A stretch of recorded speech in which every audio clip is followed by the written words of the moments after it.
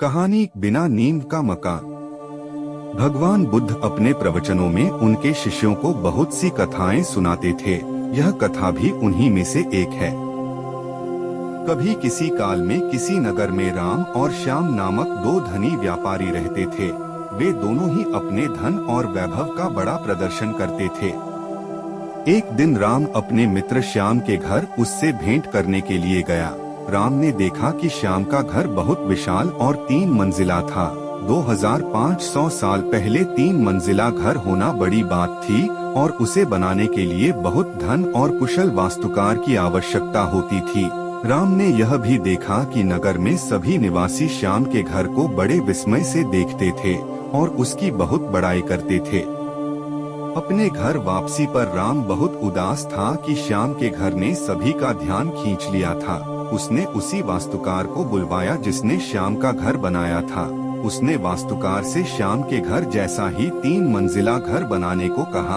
वास्तुकार ने इस काम के लिए हामी भर दी और काम शुरू हो गया। कुछ दिनों बाद राम काम का मुआयना करने के लिए निर्माण स्थल पर गया। जब उसने नींव खोदे जाने के लिए मजदूरों को गहरा गड्ढा खोदते देखा तो वास्तुकार को बुलाया और पूछा कि इतना गहरा गड्ढा क्यों खोदा जा रहा है। मैं आपके बताए अनुसार 3 मंजिला घर बनाने के लिए काम कर रहा हूँ। वास्तुकार ने कहा, सबसे पहले मैं मजबूत नींव बनाऊंगा, फिर क्रमशः पहली मंजिल, दूसरी मंजिल और तीसरी मंजिल बनाऊंगा। मुझे इस सब से कोई मतलब नहीं है। राम ने कहा, तुम सीधे ही तीसरी मंजिल बनाओ और उतनी ही ऊंची बनाओ जितनी ऊंची तुमने श्याम के लिए बनाई थी। नींव की और बाकी मंजिलों की परवाह मत करो। ऐसा तो नहीं हो सकता, वास्तुकार ने कहा।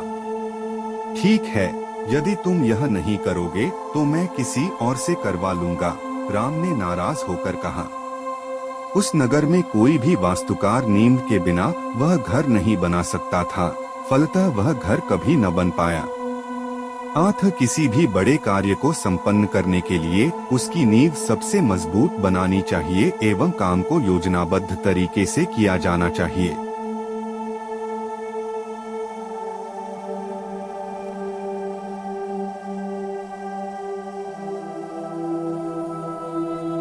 कहानी खुद की पहचान करो। तथागत यह भी कहते थे कि सबसे पहले व्यक्ति को खुद की पहचान करनी चाहिए। दूसरों की बजाय व्यक्ति खुद के बारे में ज्यादा जानता है। उनका मत था कि बुराई से घृणा करो, बुरे व्यक्ति से नहीं। एक बार की बात है, किसी गांव के पास बहती नदी के किनारे भगवान बुद्ध बैठे थे।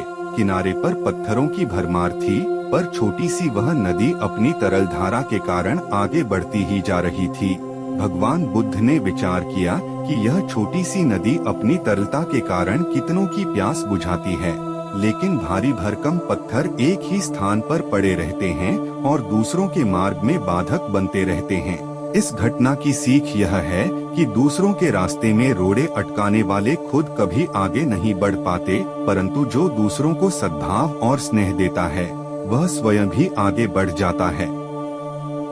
भगवान बुद्ध ऐसे ही विचारों में मगन थे कि तभी उन्होंने ग्रामीणों की एक भीड़ को अपनी ओर आते देखा। बड़ा शोर था और लोग किसी युवती के प्रति अपशब्द बोल रहे थे। तथागत ने देखा कि लोग एक युवती को घसीटकर ला रहे थे और उसको गाली भी दे रहे थे। भीड़ के नजदीक आने पर बुद्ध ने लोगों से युवती को पीटने और अपशब्द कहने का कारण पूछा। लोगों ने कहा कि यह स्त्री व्यभिचारी है और हमारे समाज का नियम है कि यदि व्यभिचारी स्त्री पकड़ी जाए तो उसे पत्थरों से कुचलकर मार डालना चाहिए। तथागत ने युवती की ओर देखा और कहा, जो तुम चाहते हो वही करो, पर मेरी एक शर्त है कि पत्थर मारने का अधिकारी वही है जिसने कभी व्यभिचार न किया हो और न ही उसके मन में ऐसे विचार कभी आए हों। इतना कहकर तथागत शांत हो गए। चारों ओर मौन था। कुछ समय बाद लोगों की भीड़ मन में पश्चाताप का भाव लिए हुए वहां से विदा हो गई। इस घटना से यही सत्य उभरता है कि हम खुद अपने प्रति न्याय कर सकते हैं, दूसरों के प्रति नहीं, क्योंकि हमारी जानकारी दूसरों के विषय में अधूरी होती है। यदि हम किसी के प्रति न्याय करना चाहते हैं तो उसे ऐसा प्यार और स्नेह मिलना चाहिए कि खुद ही अपने दोषों को स्वीकार कर ले और उन्हें पुनः न दोहराने का व्रत ले।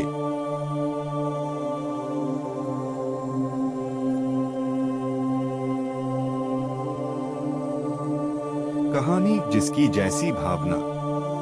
एक बार भगवान बुद्ध कहीं प्रवचन दे रहे थे। अपनी देशना खत्म करते हुए उन्होंने आखिर में कहा, जागो, समय हाथ से निकला जा रहा है। सभा विसर्जित होने के बाद उन्होंने अपने प्रिय शिष्य आनंद से कहा, चलो थोड़ी दूर घूम कर आते हैं। आनंद भगवान बुद्ध के साथ चल दिए। अभी वे विहार के मुख्य द्वार तक ही पहुँचे थे कि एक किनारे रुककर खड़े हो गए। प्रवचन सुनने ये लोग एक एक कर बाहर निकल रहे थे, इसलिए भीड़ सी हो गई थी। अचानक उसमें से निकलकर एक स्त्री गौतम बुद्ध से मिलने आई। उसने कहा, तथागत, मैं नर्तकी हूँ। आज नगर के श्रेष्ठी के घर मेरे नृत्य का कार्यक्रम पहले से तय था, लेकिन मैं उसके बारे में भूल चुकी थी। आपने कहा समय निकला जा रहा है तो मुझे तुरंत इस बात की याद आई। धन्यवाद तथागत। उसके बाद एक डकैत बुद्ध की ओर आया। उसने कहा, तथागत, मैं आपसे कोई बात छिपाऊंगा नहीं। मैं भूल गया था कि आज मुझे एक जगह डाका डालने जाना था कि आज उपदेश सुनते ही मुझे अपनी योजना याद आ गई। बहुत बहुत धन्यवाद। उसके जाने के बाद धीरे धीरे चलता हुआ एक बूढ़ा व्यक्ति भगवान बुद्ध के पास आया। भगवान बुद्ध ने कहा, तथागत, जिंदगी भर दुनियावी चीजों के पीछे भागता रहा, अब मौत का सामना करने का दिन नजदीक आत जा रहा है। तब मुझे लगता है कि सारी जिंदगी यूं ही बेकार हो गई। आपकी बातों से आज मेरी आंखें खुल गईं। आज से मैं अपने सारे दुनियावी मोह छोड़कर निर्वाण के लिए कोशिश करना चाहता हूँ। जब सब लोग चले गए तो बुद्ध ने कहा, देखो आनंद, प्रवचन मैंने एक ही दिया, लेकिन उसका हार किसी ने अलग अलग मतलब निकाला। जिसकी जितनी झोली होती है उतना ही दान वह समेट पाता है। निर्वाण प्राप्ति के लिए भी मन की झोली को उसके लायक होना होता है। इसके लिए मन का शुद्ध होना बहुत जरूरी है।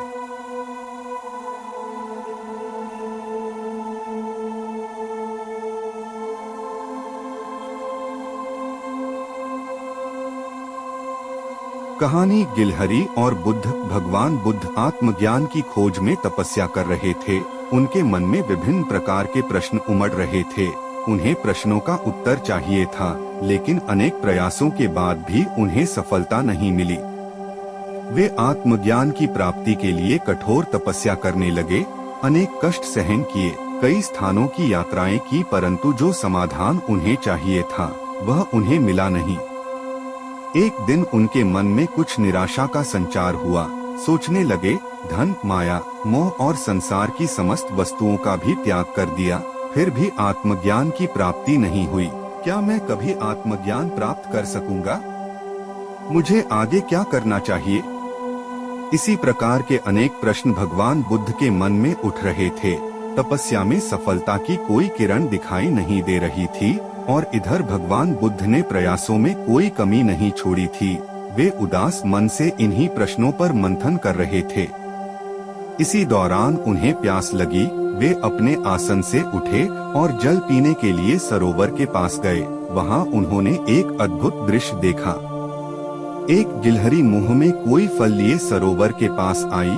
फल उससे छूटकर सरोवर में गिर गया। गिलहरी ने देखा, फल पानी की गहराई में जा रहा है। गिलहरी ने पानी में छलांग लगी दी। उसने अपना शरीर पानी में भिगोया और बाहर आ गई। बाहर आकर उसने अपने शरीर पर लगा पानी झाड़ दिया और पुनः सरोवर में कूद गई। उसने यह क्रम जारी रखा। भगवान बुद्ध उसे देख रहे थे, लेकिन गिलहरी इस बात से अनजान थी। वह लगातार अपने काम में जुटी रही। बुद्ध सोचने लगे, ये कैसी गिलहरी है? सरोवर का जल यह कभी नहीं सुखा सकेगी, लेकिन इसने हिम्मत नहीं हारी। यह पूरी शक्ति लगाकर सरोवर को खाली करने में जुटी है। अचानक भगवान बुद्ध के मन में एक विचार का उदय हुआ। यह तो गिलहरी है, फिर भी अपने लक्ष्य को प्राप्त करने में जुटी है। मैं तो मनुष्य हूँ। आत्मज्ञान प्राप्त नहीं हुआ तो मन में निराशा के भाव आने लगे। मैं पुनः तपस्या में जुट जाऊंगा। इस प्रकार महात्मा बुद्ध ने गिलहरी से भी शिक्षा प्राप्त की और तपस्या में जुट गए। एक दिन उन्हें आत्मज्ञान प्राप्त हो गया और वे भगवान बुद्ध हो गए।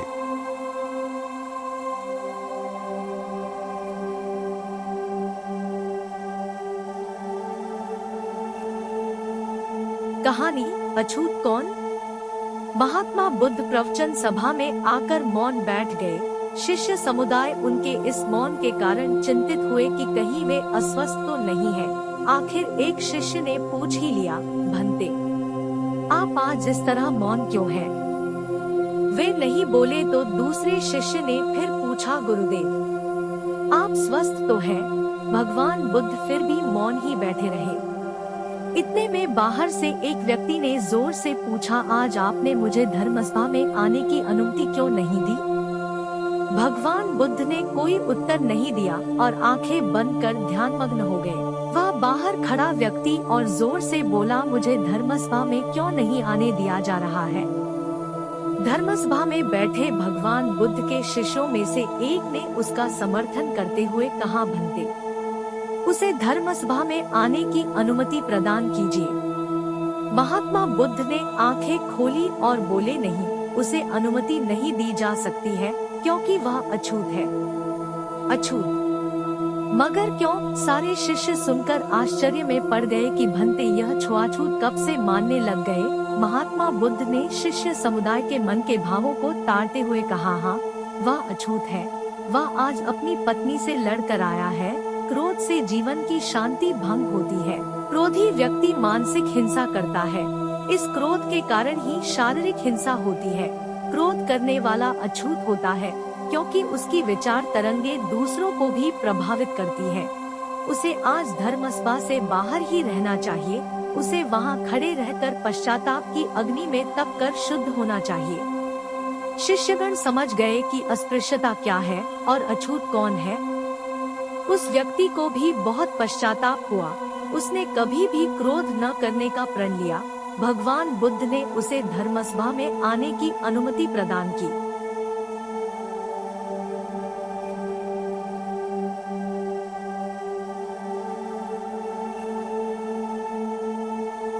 कहानी बुद्ध, आम और बच्चे। गौतम बुद्ध किसी उपवन में विश्राम कर रहे थे।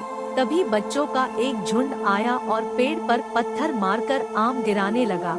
एक पत्थर भगवान बुद्ध के सर पर लगा और उससे खून बहने लगा। भगवान बुद्ध की आंखों में आंसू आ गए। बच्चों ने देखा तो भयभीत हो गए। उन्हें लगा कि अब बुद्ध उन्हें भला बुरा कहेंगे। बच्चों ने उनके चरण पकड़ लिए और उनसे क्षमा याचना करने लगे। उनमें से एक बच्चे ने कहा, हमसे बड़ी भूल हो गई है। मेरी वजह से आपको पत्थर लगा और आपके आंसू आ गए। इस पर भगवान बुद्ध ने कहा, बच्चों, मैं इसलिए दुखी हूँ कि तुमने आम के पेड़ पर पत्थर मारा तो पेड़ ने बदले में तुम्हें मीठे फल दिए, लेकिन मुझे मारने पर मैं तुम्हें सिर्फ भय दे सका।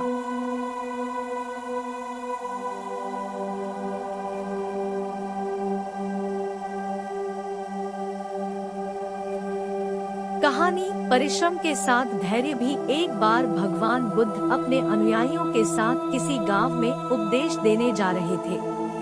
उस गांव से पूर्व ही मार्ग में उन लोगों को जगह-जगह बहुत सारे गड्ढे खुदे हुए मिले। भगवान बुद्ध के एक शिष्य ने उन गड्ढों को देखकर जिज्ञासा प्रकट की, आखिर इस तरह गड्ढे का खुदे होने का तात्पर्य क्या है? भगवान बुद्ध बोले, पानी की तलाश में किसी व्यक्ति ने इतने गड्ढे खोदे हैं। यदि वह धैर्य पूर्वक एक ही स्थान पर गड्ढा खोदता तो उसे पानी अवश्य मिल जाता, पर वह थोड़ी देर गड्ढा खोदता और पानी न मिलने पर दूसरा गड्ढा खोदना शुरू कर देता। व्यक्ति को परिश्रम करने के साथ धैर्य भी रखना चाहिए।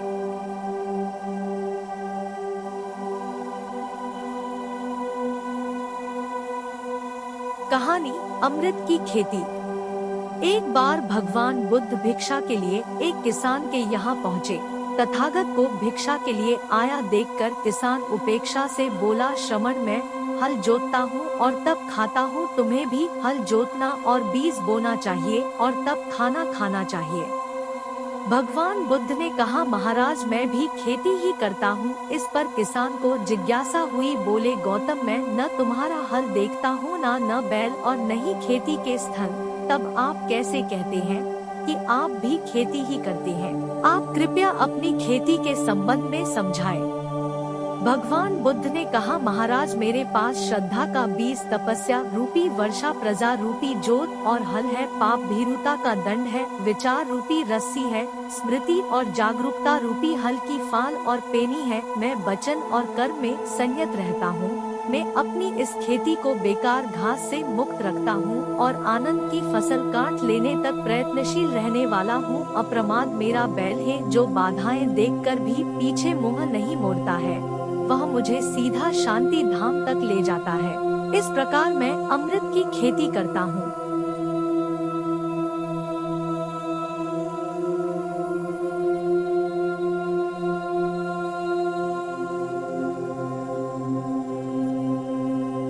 कहानी, मृत्यु के उपरांत क्या? एक बार भगवान बुद्ध से मनुष्यपुत्र ने पूछा, भगवान आपने आज तक यह नहीं बताया कि मृत्यु के उपरांत क्या होगा है? उसकी बात सुनकर बुद्ध मुस्कुराए। फिर उन्होंने उससे पूछा, पहले मेरी एक बात का जवाब दो। अगर कोई व्यक्ति कहीं जा रहा हो और अचानक कहीं से आकर उसके शरीर में एक विषबुझा बाण घुस जाए तो उसे क्या करना चाहिए? पहले शरीर में घुसे बाण को हटाना ठीक रहेगा या फिर देखना कि बाण किधर से आया है और किसे लक्ष्य कर मारा गया है? मनुष्यपुत्र ने कहा, पहले तो शरीर में घुसे बाण को तुरंत निकालना चाहिए, अन्यथा विष पूरे शरीर में फैल जाएगा। भगवान बुद्ध ने कहा, बिल्कुल ठीक कहा तुमने। अब यह बताओ कि पहले इस जीवन के दुखों के निवारण का उपाय किया जाए या मृत्यु की बातों के बारे में सोचा जाए? मनुष्यपुत्र अब समझ चुका था और उसकी जिज्ञासा शांत हो गई।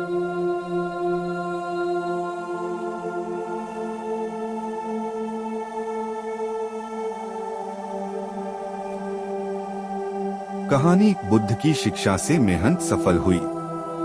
एक आदमी को भगवान बुद्ध ने सुझाव दिया कि दूर से पानी लाते हो, क्यों नहीं अपने घर के पास एक कुआं खोद लेते? हमेशा के लिए पानी की समस्या से छुटकारा मिल जाएगा। सलाह मानकर उस आदमी ने कुआं खोदना शुरू किया, लेकिन 7-8 फीट खोदने के बाद उसे पानी तो क्या, गीली मिट्टी का भी चिन्ह नहीं मिला। उसने वह जगह छोड़कर दूसरी जगह खुदाई शुरू की, लेकिन 10 फीट खोदने के बाद भी उसमें पानी नहीं निकला। उसने फिर तीसरी जगह कुआं खोदना शुरू किया, लेकिन यहाँ भी उसे निराशा ही हाथ लगी। इस क्रम में उसने 8-10 फीट के 10 कुएं खोद डाले, लेकिन पानी कहीं नहीं मिला। वह निराश होकर बुद्ध के पास गया। उसने भगवान बुद्ध को बताया कि मैंने 10 कुएं खोद डाले, मगर पानी एक में भी नहीं निकला।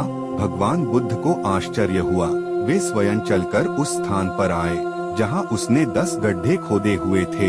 भगवान बुद्ध ने उन गड्ढों की गहराई देखी और सारा माजरा समझ गए। फिर वे बोले, 10 कुएं खोदने की बजाय एक कुएं में ही तुम अपना सारा परिश्रम लगाते तो पानी कब का मिल गया होता। तुम सब गड्ढों को बंद कर दो, केवल एक को गहरा करते जाओ, पानी निकल आएगा। उसने भगवान बुद्ध की बात मानकर ऐसा ही किया। परिणाम स्वरूप कुआं पूर्ण होते ही पानी निकल आया। सबने भगवान बुद्ध की जय जयकार की।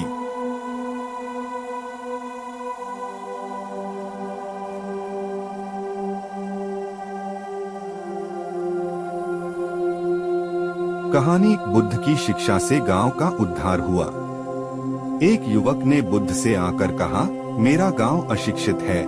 मैं अपने परिवार से झगड़कर थोड़ा बहुत पढ़ पाया हूँ, आगे और पढ़ना चाहता हूँ, किंतु सभी रोक रहे हैं। घर के लोग सोचते हैं कि खेती में खूब पैसा है और उसके लिए किसी शिक्षा की आवश्यकता नहीं है। यही सोच गांव वालों की भी है। कृपया आप मेरे गांव चलकर वहां शिक्षा का प्रसार करवाइए। बुद्ध युवक की बात मानकर गांव आ गए। धर्म भीरू ग्रामीणों ने बुद्ध का सत्कार किया और रोज उनके प्रवचन सुनने आने लगे। बुद्ध जब भी शिक्षा का महत्व बताते, ग्रामीण विरोधी मत रखते। एक दिन एक महिला अपने 5 साल के बच्चे के लिए पूछने लगी कि उसे किस उम्र से शिक्षा दिलवाएं। तब बुद्ध ने समझाया कि तुम्हें तो 5 वर्ष पूर्व उसकी शिक्षा शुरू कर देनी थी। उसे क्या खाना है, क्या नहीं, कैसे व क्या बोलना है आदि बातें शुरू से सिखाओगी, तभी तो वह अपना उचित ख्याल रख सकेगा। बुद्ध की यह बात महिला सहित सभी ग्रामीणों को समझ में आ गई। उन्होंने अपने बच्चों को विद्यालय भेजना शुरू किया। यह समय वर्षा का था। युवक ने लोगों को जल संग्रहण की तकनीक बताई। अधिकांश ने उपहास किया, किंतु युवक अपना काम करता रहा। बुद्ध का सहयोग प्राप्त था, इसलिए किसी ने उसका खुलकर विरोध नहीं किया।